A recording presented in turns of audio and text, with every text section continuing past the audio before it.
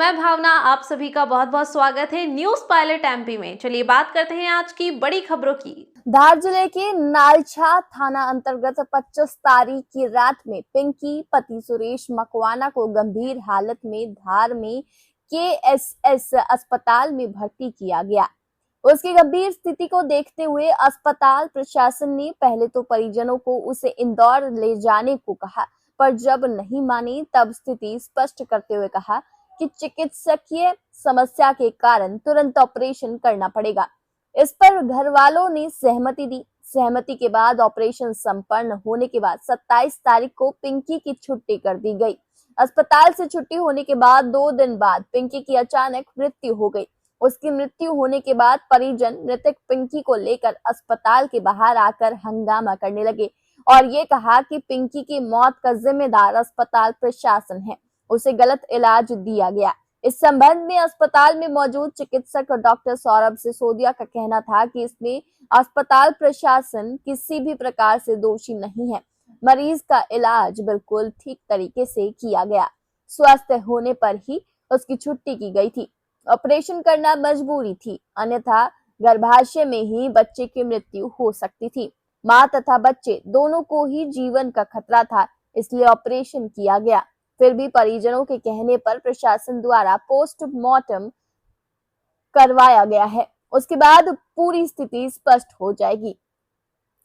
रुपया प्राप्त होते ही परिजनों ने आंदोलन खत्म कर दिया तथा प्रशासन ने मौके पर ही 2 लाख और देने की घोषणा की। पूरा घटनाक्रम ऐसा लग रहा था जैसे सुनियोजित हो। एमपी न्यूज पायलट के लिए धार से शैलेंद्र जोशी की रिपोर्ट। एक प्रसूता की मौत पर आरोप लगा है कि अस्पताल की लापरवाही से उसकी मौत हुई है। सर, पेशेंट हमारे पास 25 तारीख को एडमिट हुआ था, है ना, जिसमें पेशेंट के बच्चा जो था अंदर, उसमें पानी की कमी बताई गई थी, जिस कारण उसको भर्ती होने के लिए कहा गया था, है ना। जिसमें उसकी जांच कराई थी, जिसमें खून की भी कमी आई थी। इसके लिए हमने अटेंडर को बोला था कि आप खून की व्यवस्था करें। जैसे ही खून की व्यवस्था हो जाती है, खून बराबर हो जाता है, तो ऑपरेशन के लिए तैयारी की जाएगी। मरीज उस टाइम भी ना ब्लड के अरेंज करने के लिए रेडी था, ना ही ऑपरेशन के लिए तैयार थे वो लोग, है ना। उसके बाद फिर समझाइश पे उन्होंने ब्लड की व्यवस्था करी। मरीज को एक ब्लड लगा। 27 तारीख को उन्हें फिर से समझाया गया कि भैया ऑपरेशन लेना ज़रूरी है, नहीं तो माँ बच्चे की दोनों की जान का खतरा है। पानी बहुत ज़्यादा कम हो चुका था मतलब पेशेंट के पेट में, ठीक है। उसके बाद उनको यहाँ से जाने के लिए कहा गया कि भैया इस कंडीशन में हम लोग यहाँ नहीं रख पाएंगे। तो फिर अटेंडर बोले कि नहीं ठीक है सर, कंडीशन ज़्यादा सीरियस है, आप ऑपरेशन की तैयारी करें, हम ऑपरेशन कराने को तैयार हैं। 27 तारीख को मरीज का ऑपरेशन हुआ है ना। ऑपरेशन के बाद जच्चा बच्चा दोनों स्वस्थ थे, है ना, स्वस्थ थे। मरीज यहाँ पे रहा, उसके 27 के बाद 1 तारीख तक रहा। 30 तारीख तक मरीज जो है वो हर तरह से स्वस्थ था। मरीज ने अगले दिन ऑपरेशन के खाना भी खाया है, उसने लैट्रिन पेशाब भी पास किया है ना। उसको ऐसे कोई एब्डोमेन डिस्टेशन या पेट फूलना या ऐसी कोई शिकायत नहीं थी यहाँ से। मरीज का यहाँ से 1 तारीख को अटेंडर के कहने पे डिस्चार्ज किया गया कि सर त्योहार आ रहा है, हम लोग मरीज को घर ले जाना चाह रहे हैं।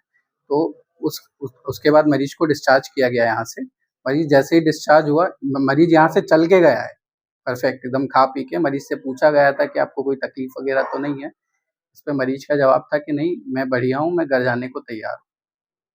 मेडिकल के तौर पर क्या स्थिति थी उसकी, क्या कोई प्रॉब्लम था उसको? सर, ऐसे तो उसको सिकल सेल था पेशेंट को, बट जिस टाइम पे छुट्टी की गई या ऑपरेशन के बाद के 4 दिन की जो कंडीशन थी मरीज की, ठीक थी, है ना। ऐसी कोई कंडीशन बनती थी कि जिसमें उसकी डेथ हो सकती? सर, अभी घर जाके सडन क्या हुआ वो तो हम पीएम के बाद ही बता पाएंगे। डॉक्टर ने इसके लगे? डॉक्टर गरिमा आशिक। आपका परिचय? मैं डॉक्टर सौरभ सिसोदिया। प्रसूता की मौत पर परिजनों का आरोप है कि हॉस्पिटल की लापरवाही से।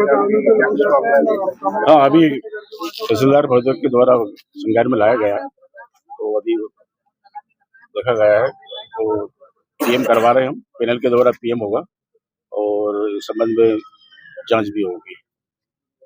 आरोप लगाया जा रहा है कि हॉस्पिटल की पहले भी कई शिकायत है, लेकिन अभी तक कोई कार्रवाई नहीं हुई। वो मैं देखता हूँ अब कब शिकायत हुई और क्या कार्रवाई हुई, और रिकॉर्ड से पता कर लेंगे। डॉक्टर आर कृष्ण सीएमएचओ धार। फिलहाल खबरों में इतना ही। तमाम ताज़ा खबरों के लिए बने रहिए न्यूज पायलट एमपी के साथ। नमस्कार।